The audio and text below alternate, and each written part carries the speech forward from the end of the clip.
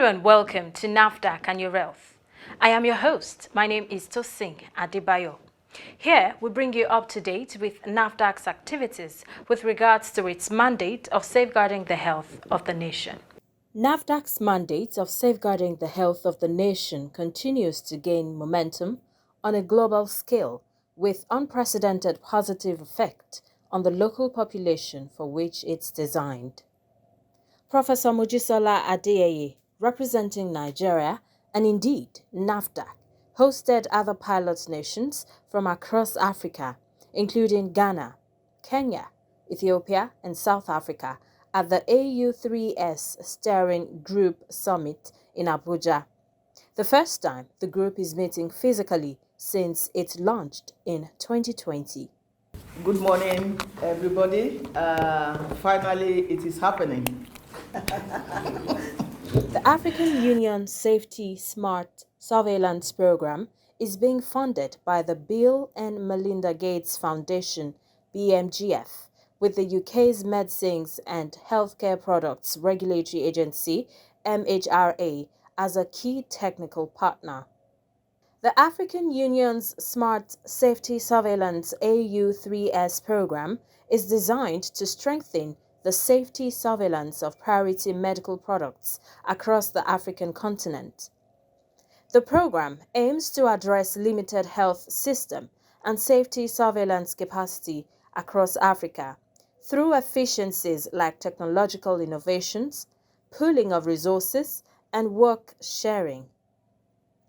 Professor Adeyeye, in her opening remarks, outlined how the AU-3S came to be and how it has aided the many successes the continent and indeed NAFDAC has attained, especially during the COVID pandemic. It has been a wonderful, wonderful 2 years, and the power of inter-agency collaboration, activities funded by Bill Melinda Gates Foundation is what we are seeing today, the outcome of it. About 3 years ago, we had a meeting with Ms. Long before the pandemic. And at that point, also, we were going through our global benchmarking that finally gave us or led us to have ML3 about 4 months or 5 months ago. But 3 years ago, she discussed with us about the need for Afri-vigilance, meaning to have a database for any adverse events following use of medicines. To have this database for Africa, which can then be shared with other populations in the world. Why is that so important? Because we are made differently in terms of the way we handle medicines. The same children or children of the same parents handle medicines differently, not to talk of populations. So she told us at that point that we will need to do monitoring, safety monitoring of medicines. And suddenly, the pandemic came. And it gave us a great opportunity to use the COVID-19 vaccine as a pilot.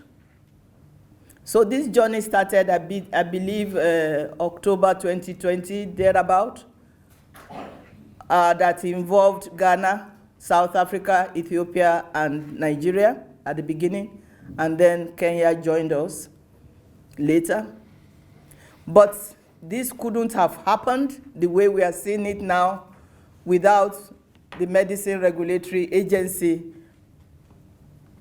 in of UK, MHRA, Dr. June Rain and Mr. Mick Foy, because it is something to want to do safety monitoring of medicines, but the capacity has to be there.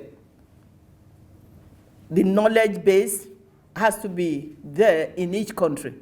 And that was what MHRA did. And because of the capacity building, how many modules, I cannot remember, so many modules that MHRA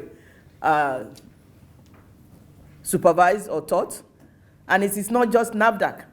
About 84 primary health staff were taught or were trained, and about 70 NAFDAC staff.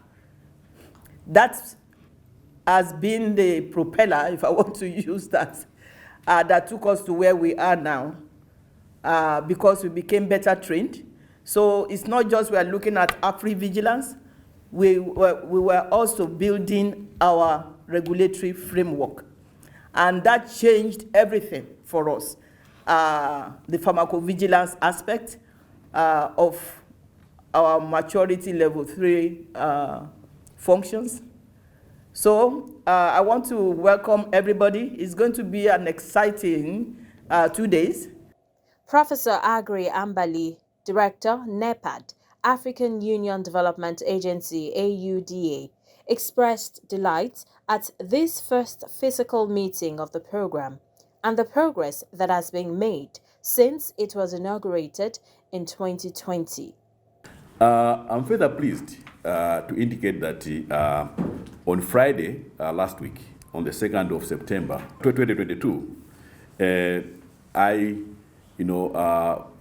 provided progress to the ministers responsible for science and technology on the continent at the African Ministers Conference on Science and Technology on this particular program, the Smart Safety Surveillance program. And there was a lot of deliberations from the member states trying to acknowledge the importance of the program itself, as well as trying to find out how they could how their countries could also be involved in this particular process. Right now, we've got 3 geographical regions that are on this program: West Africa, Eastern Africa, and Southern Africa. And actually, they are calling for the other regions, 2 regions also to actually to be brought on board.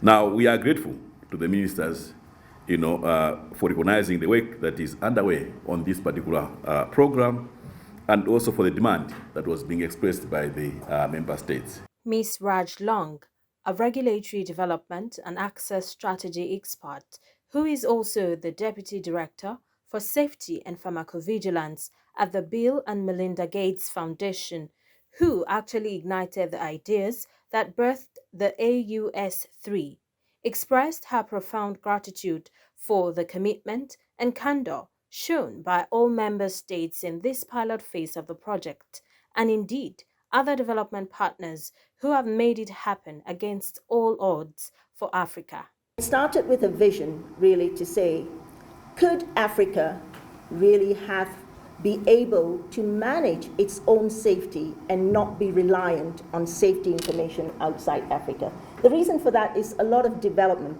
Medicines and medical products that get to Africa can often be developed so that the clinical development phase could be done outside Africa, and then you'll get the product. So then the question is, how do we monitor safety if this wasn't actually, if the clinical trials were not conducted on African population? And is there a difference? And I think that's what DG Moji had alluded to earlier. And so the vision really is enabling accountability and control for Africa by Africa. It's as simple as that. And to do that, you need data. And if you want data, you need to put it somewhere in a database, and then you enable the scientific expertise that will then know what to do with that data. I'm simplifying it here, but basically that's what it is. You need some tools to enable for the data collection and bring it all together. So that was the vision. It really was a vision. Could we do this?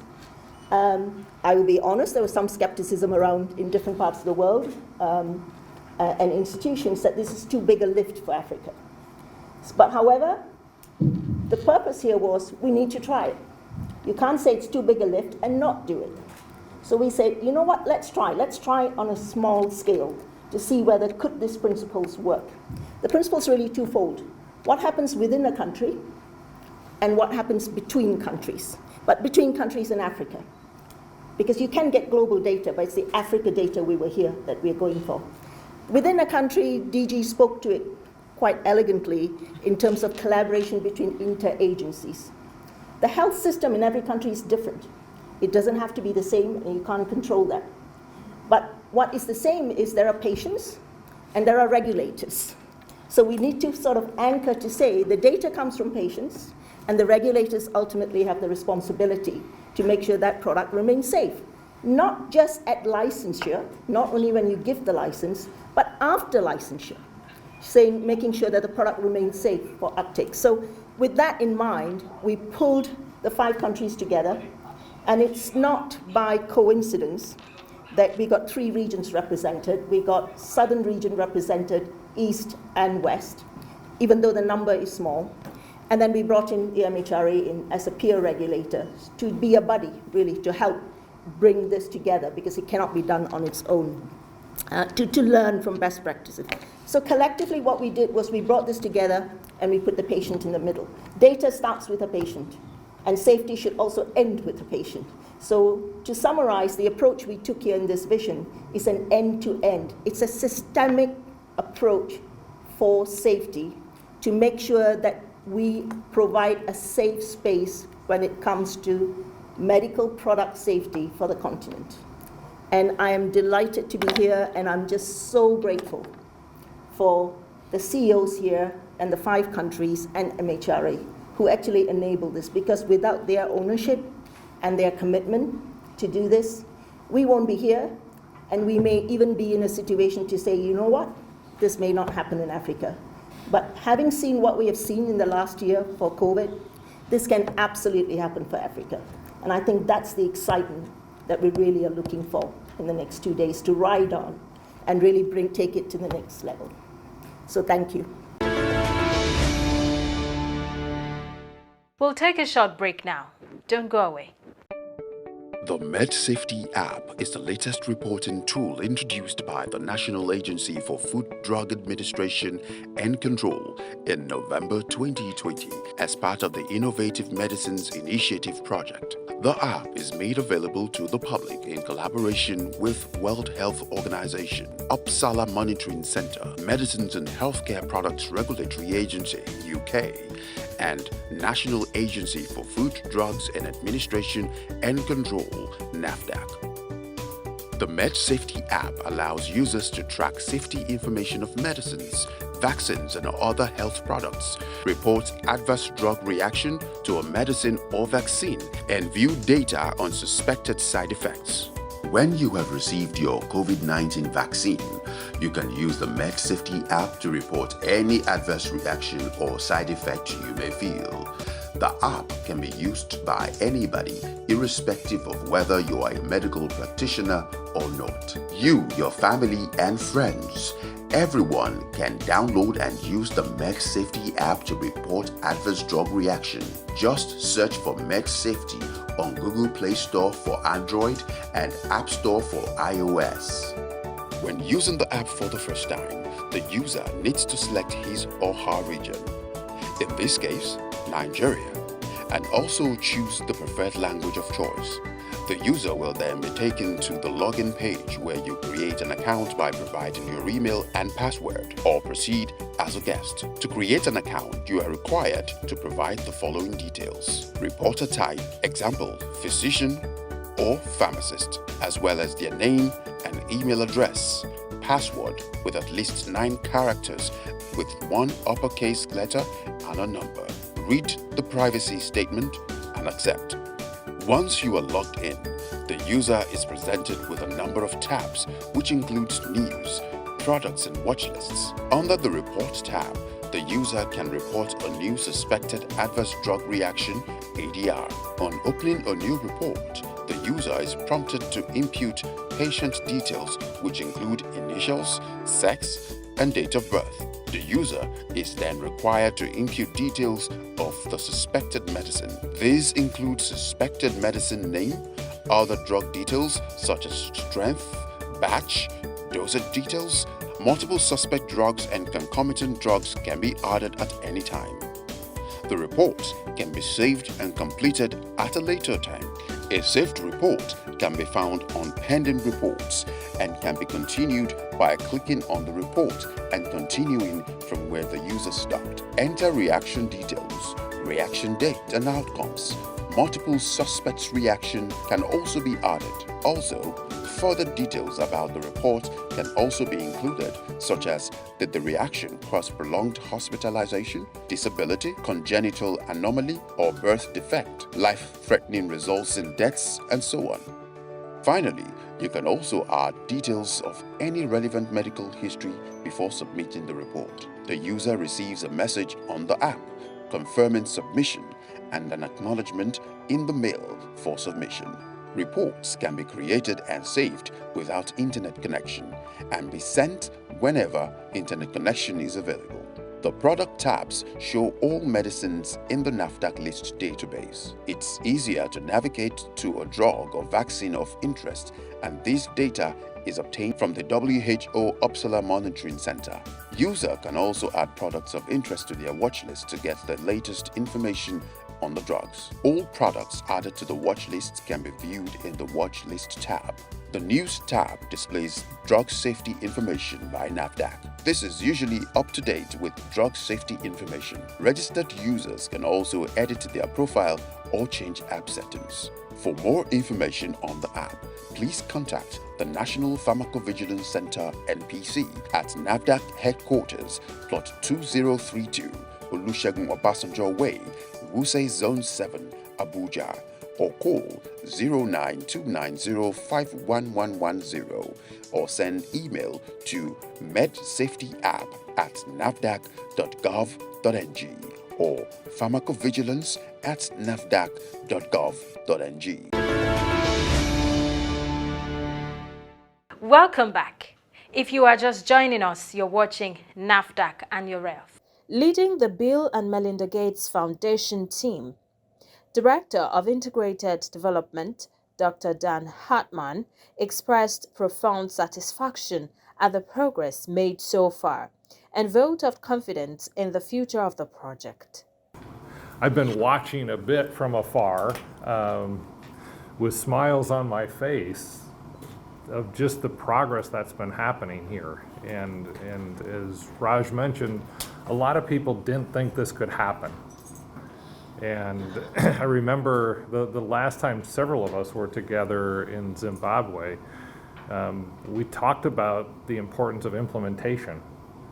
And it was just fantastic to see not just the vision that was presented, but the implementation of that vision to happen here in Africa with some skepticism on certain people's part, but I think we've proved them wrong.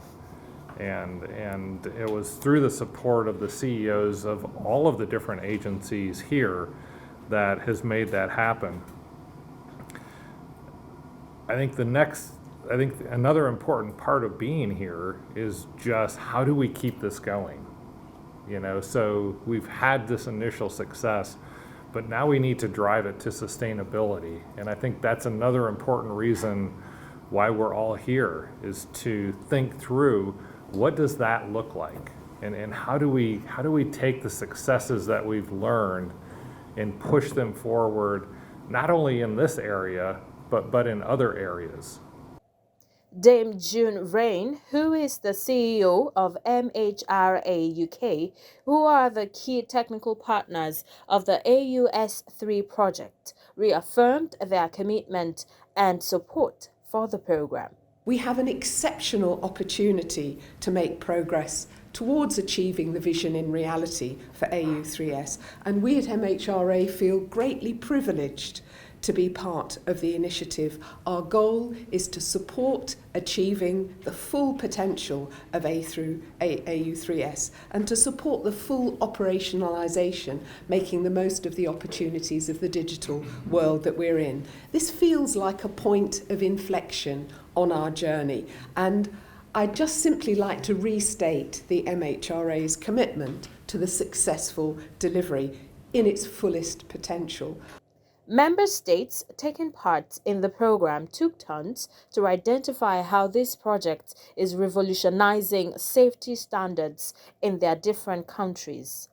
It's really, I would like to commend yourselves for assisting us to get to this point, because it's really amazing to see how far we've come.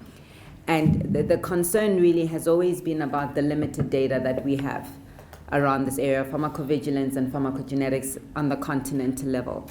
We see various countries like Japan, like Singapore, wherein when one does a product registration, there's consideration of safety data for specific population groups.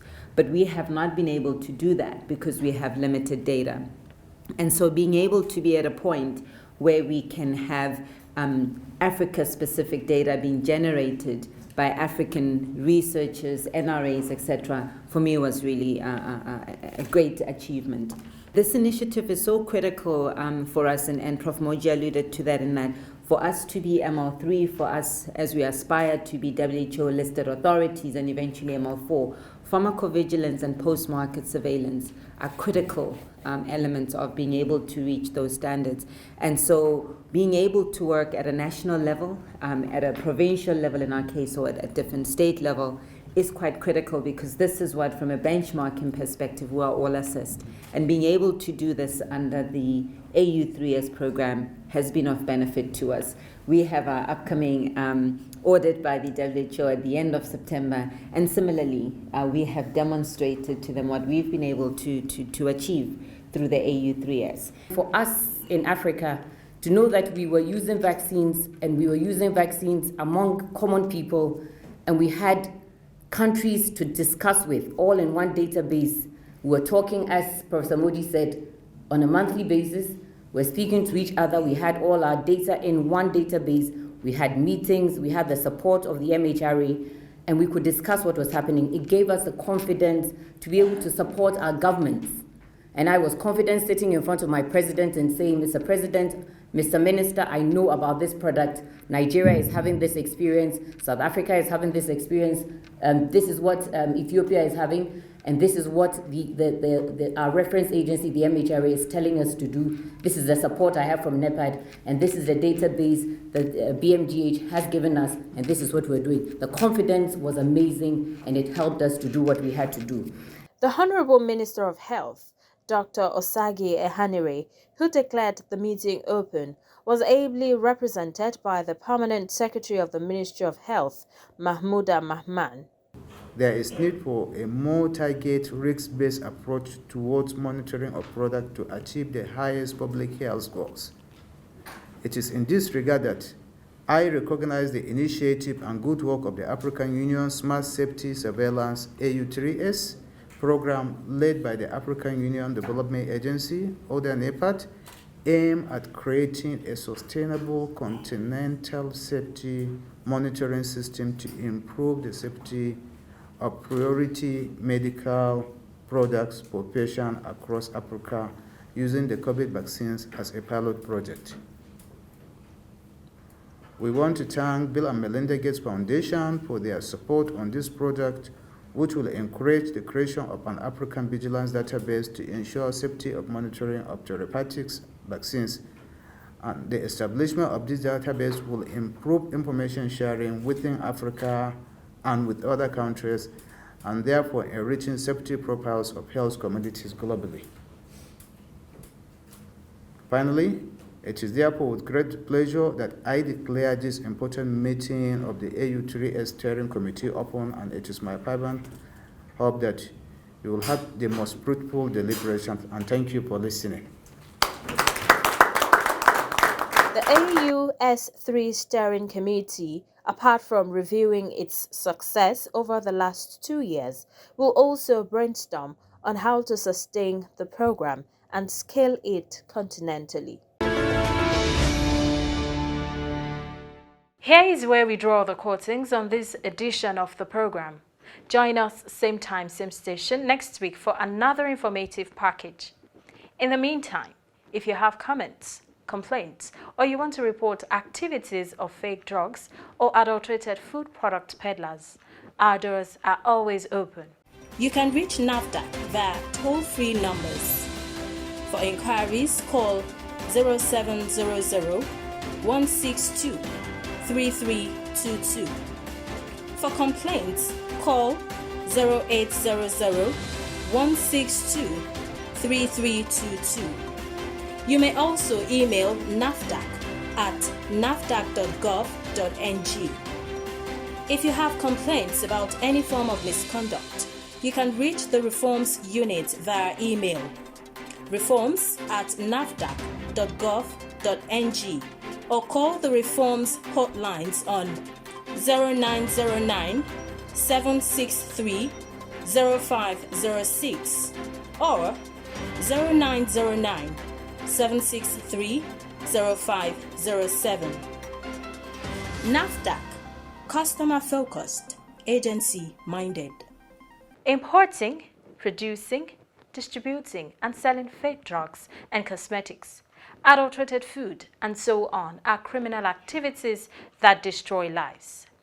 Join the fight against these heinous crimes by reporting any suspicious activity in your area to NAFDAC. Let's join hands to safeguard the health of our nation. Till next week, stay safe.